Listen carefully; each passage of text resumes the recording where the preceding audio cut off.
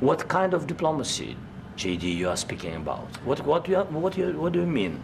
I'm talking about the kind of diplomacy that's going to end the destruction of your country. Yes, but if you Mr. President, with respect, I think it's disrespectful for you to come into the Oval Office and try to litigate this in front of the American media. Right now, you guys are going around and forcing conscripts to the front lines because you have manpower problems. You should be thanking the President for trying to bring an end to this conflict. Have you ever been to Ukraine that you say what problems we have?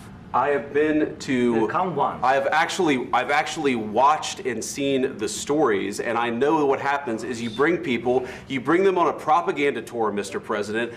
Do you disagree that you've had problems bringing people into your military? And do you think that it's respectful to come to the Oval Office of the United States of America and attack the administration that is trying to prevent the destruction of your country? A lot of questions. Let's start from the beginning. Sure. First of all, during the war, everybody has problems, even you, but you have nice ocean and don't feel now, but you will feel it in the future. God bless. You don't know that. God bless. God bless. You will not have a war. Don't tell us what we're going to feel. We're trying to solve a problem. Don't tell us what we're going to feel. I'm not telling you. Because you're in no position to dictate that. That's exactly Remember what you're doing. You're in no position to dictate what we're going to feel.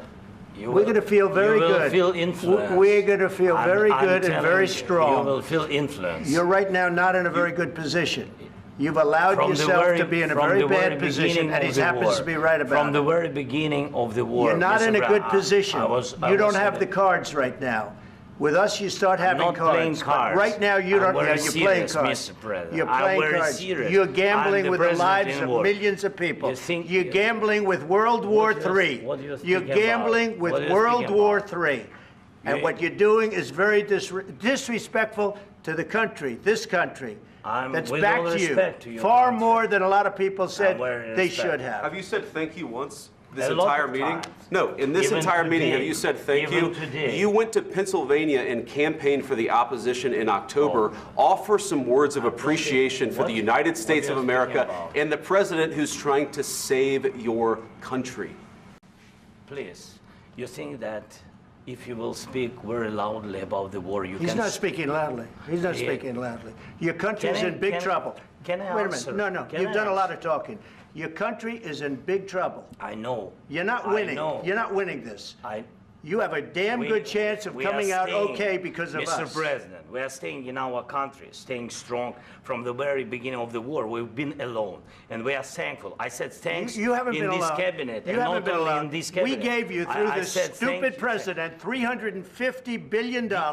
We gave you military equipment, and your men are brave, but they had to use our military. What about if you didn't have our military equipment, if you didn't have our military equipment, this war would have been over in 2 weeks. In 3 days. I heard it from Putin. In 3 days. This is something maybe new. Less. In 2 weeks. Of course, yes. It's going to be a very hard thing to do business like this. Again, I tell you. Just say thank you. I said a lot of except that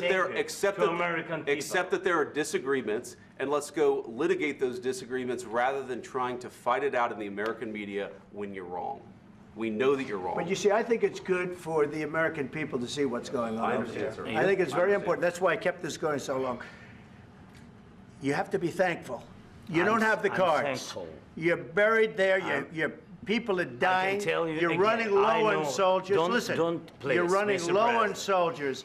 It would be a damn good thing. And then you tell us, I don't want a ceasefire. I don't want a ceasefire. I want to go, and I wanted this. Look.